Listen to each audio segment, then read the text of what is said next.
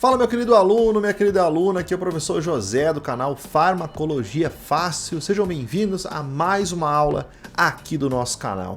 Bom, aqui tem aula toda semana, toda quinta-feira e mais de uma vez por semana, várias vezes, você encontra sempre um conteúdo feito com muito carinho desse professor para você. Então, para que você tenha acesso a isso, basta você se inscrever e ativar as notificações. E eu falo mais, preciso muito que você comente nos vídeos aqui do nosso canal para que o YouTube entenda que é um conteúdo relevante, é um conteúdo que fez você ficar felizão por recebê-lo aqui na internet, e aí ele distribui mais esse canal, o canal cresce, eu produzo mais conteúdo, é um ganha-ganha sem parar. Bom, pessoal, os últimos 2 vídeos aqui do canal foram sobre condições de saúde que são agravadas durante um período de enchente. Então falamos de leptospirose, um manual completo sobre leptospirose, falamos sobre hepatite A e nessa aula não poderíamos deixar de falar do tétano, que é um problema sempre presente na população, mas que durante um período onde você vai se expor a esse risco de ser ferido por um material contaminado pelo Clostridium, ter queimaduras, se expor ao próprio local onde ocorre a transmissão mais fácil dessa bactéria, também que é a água e os dejetos que estão nela, é claro que é de importância inigualável falar sobre a doença nesse período. Já falamos de leptospirose e hepatite A, então agora nós vamos terminar o trio de doenças que aumenta a incidência durante a enchente, que é o tétano. Eu sou o professor José, professor de Farmacologia e Fisiologia há mais de 12 anos, e inclusive professor da plataforma Farmacologia Aplicada R2A, que você encontra aqui embaixo desse vídeo. Show? Vamos para a aula então.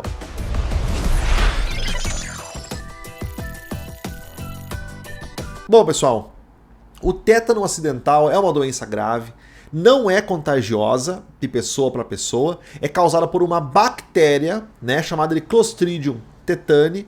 Ela é encontrada na natureza, principalmente a bactéria causadora, então, dessa doença. Ela pode estar presente na pele, nas fezes, na terra, em galhos, em plantas baixas, em água suja. Olha só como estamos nesse estado, a partir das enchentes, e em poeira. A principal forma de prevenção do tétano é através da vacinação. É claro que ela é gratuita, ela está disponível em toda a rede do Sistema Único de Saúde, e também a utilização de equipamentos de proteção individual, para que não ocorra o ferimento e o contato direto com a bactéria, como botas, luvas e capacetes.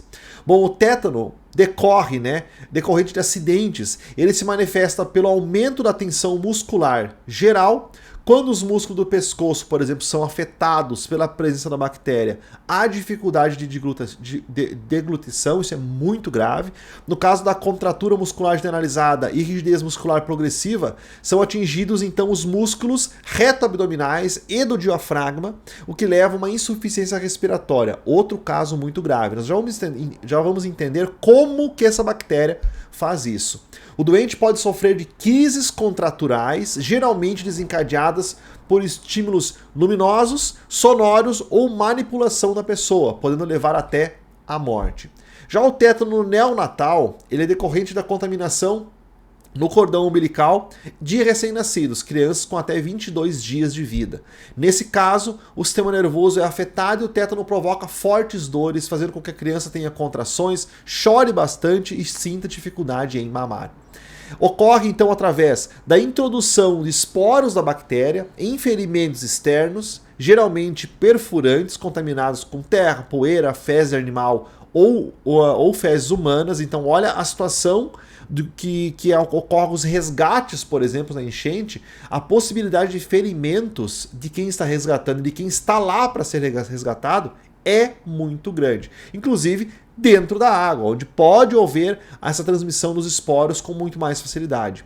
Isso porque o bacilo se encontra no intestino de animais, principalmente, especialmente de cavalo e do homem, e os esporos podem estar presentes tanto no solo contaminado quanto por fezes e esterco, dos animais. E pode estar na pele e na poeira das ruas, que é lavado, por exemplo, no estado de enchente. Queimaduras, tecido necrosado também são uma porta de entrada, então, da bactéria, o que favorece o desenvolvimento dela dentro do nosso organismo. Não apenas pregos e cercas enferrujadas, como a gente ouve falar, que é o único local, né, que pode, o contato com eles que pode provocar a doença. Bem pelo contrário, né, a bactéria do tétano ela pode ser encontrada nos mais diversos ambientes e não apenas nos ferros enferrujados. Já a transmissão do tétano neonatal, também chamado de mal dos 7 dias, ocorre pela contaminação do cordão umbilical, então não tem contato diretamente com o feto, mas pode levar a um estado grave também. Os esporos do Clostridium tetani geralmente penetram nas feridas contaminadas, então é muito mais comum essa infecção acontecer em feridas contaminadas. As manifestações do tétano são causadas, não propriamente dito pela bactéria, né? Mas sim por uma exotoxina chamada de tetanoespasmina, produzida, né, e liberada quando a bactéria é lisada pelo nosso organismo, pelo nosso sistema imunológico. Essa toxina ela entra nas terminações nervosas periféricas, liga-se de modo irreversível e então percorre de maneira retrógrada ao longo dos axônios e através das sinapses. Finalmente, entra no sistema nervoso central. Como resultado, a liberação dos neurotransmissores inibitórios para as terminações nervosas é bloqueada, causando assim um estímulo muscular sem oposição para a acetilcolina. Então a acetilcolina consegue contrair a musculatura sem ter nenhuma função inibitória. A espasticidade tônica generalizada acontece e geralmente com a sobreposição de convulsões tônico intermitentes, como mostra então a figura ao lado. A desinibição, então, dos neurônios autonômicos e a perda de controle da liberação das catecolaminas adrenal causam instabilidade autonômica e um estado de hipersimpático. Uma vez ligada, a toxina não pode ser neutralizada. Olha o risco que é a infecção do tétano. Na maioria das vezes, o tétano é generalizado, acometendo os músculos esqueléticos ao longo do corpo, mas às vezes ela pode ser localizada também, contraindo músculos próximas da abertura da ferida onde ocorreu a infecção pelo Clostridium. O período de incubação normalmente varia de 2 a 50 dias, na média de 2 a 5 dias no geral. Os sintomas do tétano são, e aqui está o mais importante da apresentação, o mais importante da aula, que são os sintomas que apresenta na pessoa, que são indícios de tétano. Contratura na mandíbula é o mais frequente de todos. Dificuldade para engolir, agitação, irritabilidade, que são sintomas do hipersimpático, rigidez do pescoço, braço ou pernas, arqueando nas costas, cefaleia, dor de garganta e espasmos tônicos. Em seguida, o paciente tem dificuldade para abrir a mandíbula, que é chamado de trismo. Isso é muito comum no paciente que está na infecção por tétano. Aqui tem uma imagem para vocês verem do espasmo muscular facial, né, que é o riso sardônico, que é uma condição, que é uma contração, uma rigidez muscular característica da infecção por tétano. Essa é uma condição que é comum, inclusive usada como diagnóstico, né, dos casos de tétano. Aquela convulsão geral, aquele estado tônico generalizado, normalmente ele vai acontecer por um estímulo externo, um barulho, uma luz forte no manejo do paciente, como eu já citei aqui na aula. Então ele vai acontecer, ele é grave, mas ele acontece por um estímulo externo e não é o início. Muitas vezes você não vê a pessoa nesse estado, a não ser que seja desencadeado por esse estímulo. Uma instabilidade autonômica, ela representa, por exemplo, que a temperatura do paciente ela fica moderadamente elevada, a menos que uma complicação como pneumonia esteja presente, porque daí vai se somar com esse estado, e olha o risco de tudo isso. A frequência respiratória e o pulso ficam aumentados também. Na maioria das vezes, os reflexos ficam exagerados na pessoa, e os pacientes com tétano prolongado podem manifestar um sistema nervoso simpático muito lábil e ativo, incluindo períodos de hipertensão, taquicardia e irritabilidade miocárdica. Normalmente a causa de morte dos pacientes infectados pelo Clostridium tetani, que estão no estado de tétano, é a insuficiência respiratória. Então é a causa mais comum. O espasmo da laringe, a rigidez e espasmos da parede abdominal, do diafragma, do músculo da parede torácica provocam então asfixia.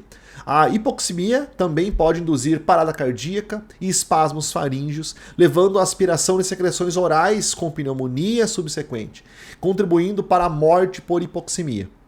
Embolia pulmonar também é possível, mas a causa imediata na morte pode não ser aparente até um diagnóstico final, mas normalmente é por causa, né, da insuficiência respiratória. No tétano localizado, que é um caso diferente, né, não vai generalizar os efeitos sobre a musculatura esquelética, ela vai a uma espasticidade dos músculos próximos à entrada do ferimento, como mostra então na imagem, mas sem trismo, né, a espasticidade pode persistir por semanas. Normalmente o paciente não apresenta sintoma de trismo, né? E esse estado de contração muscular localizado pode perdurar por semanas. Além disso, nós temos também o tétano cefálico, que é a infecção tetânica no cérebro e nos pares cranianos. É uma forma de tétano localizada também, mas localizado na região cefálica. É mais comum em crianças, nas quais pode ocorrer com uma otite média crônica ou como consequência de uma ferida, né, na cabeça. A incidência é maior na África, na Índia, então na região aqui da América do Sul ela é menos prevalente, e todos os pares cranianos podem estar envolvidos, especialmente o sétimo par. O tétano cefálico pode se tornar generalizado também pela circulação das toxinas e da bactéria no organismo. Quando se faz, então, uma avaliação clínica do paciente, porque nesse caso, as pessoas expostas à enchente podem sofrer ferimentos, estar em contato com a bactéria e ter um período de incubação e podem desenvolver até mais tarde, né, o quadro de tétano. Então, é preciso considerar o diagnóstico de tétano quando os pacientes apresentarem especialmente rigidez muscular ou espasmos repetidos e inexplicáveis. É claro, a partir de ferimentos já se desconfia e se tenta prevenir quadros mais graves. Particularmente se tiverem uma história de lesões, né, recentes ou fatores de risco para o tétano. Então, lesões por materiais que podem estar contaminados. O tétano pode ser confundido por meningoencefalite, de origem bacteriana ou viral, mas a combinação de 3 estados sugere tétano. Sensório intacto, líquido normal e espasmos musculares. Aí você descarta meningoencefalite e sabe, né, que pode ser o tétano então. 3 características básicas também do diagnóstico são importantes serem levantadas. O trismo é um sintoma muito presente no tétano. O uso de antipsicóticos típicos, né, as fenotiazidas, por exemplo, podem causar um estado semelhante ao tétano, e a cultura a partir do ferimento, por exemplo, do Clostridium tetani, muitas vezes dá um falso negativo, né? Então, somente 30% dos pacientes apresentam cultura positiva, então a cultura não se torna algo importante, principalmente os sintomas.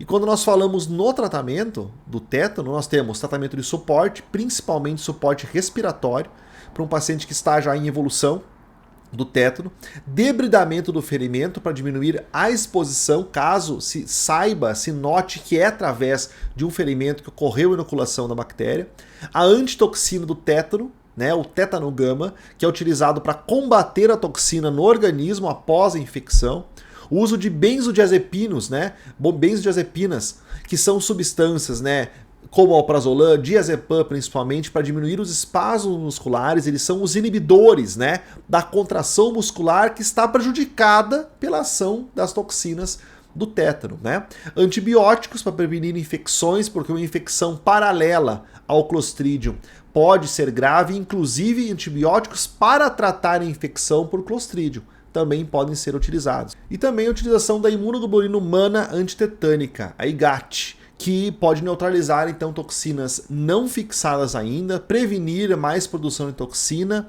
e, claro, ajudar na evolução, diminuir a evolução da doença.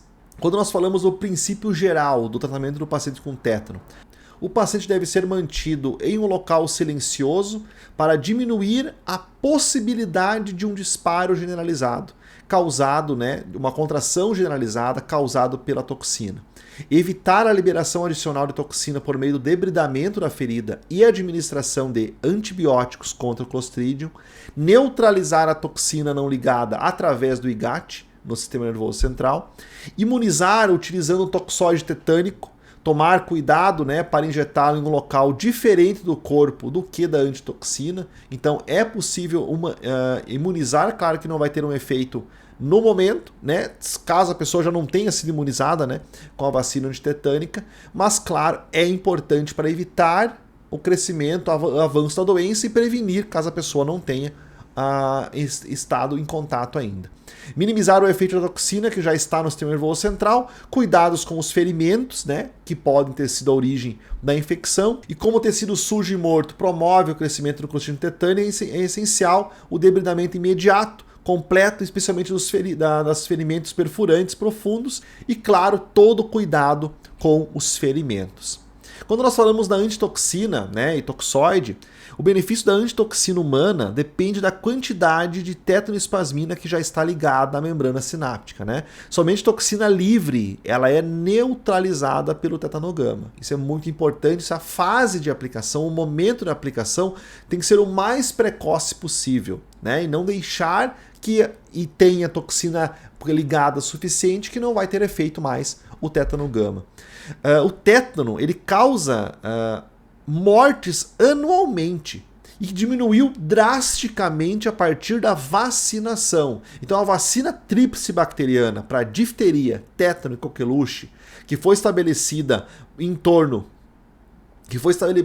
no calendário de vacinação brasileiro, diminuiu muito os quadros de casos de tétano. Então nós vemos aqui, ó, que com o aumento, né, da cobertura oficial, né, que tem uma estimativa aí oficial da vacinação do tétano no Brasil, ocorreu uma diminuição drástica, olha só, dos casos de tétano a partir de 1988. Então caiu demais e hoje nós estamos mais ou menos nessa faixa de casos de tétano. Então a carteirinha de vacinação é algo importantíssimo de ser checado, não só para as pessoas que estão em contato direto, tá, com as enchentes, com essa forma de contágio elevado, mas também qualquer pessoa precisa estar prevenido para o tétano, para infecções do tétano através da vacinação. Então cheque sua carteirinha de vacinação, caso não tenha, vá atrás, busque a vacinação, porque é muito necessário. Assim você está protegido e todo esse quadro gravíssimo de contração muscular, de infecção bacteriana,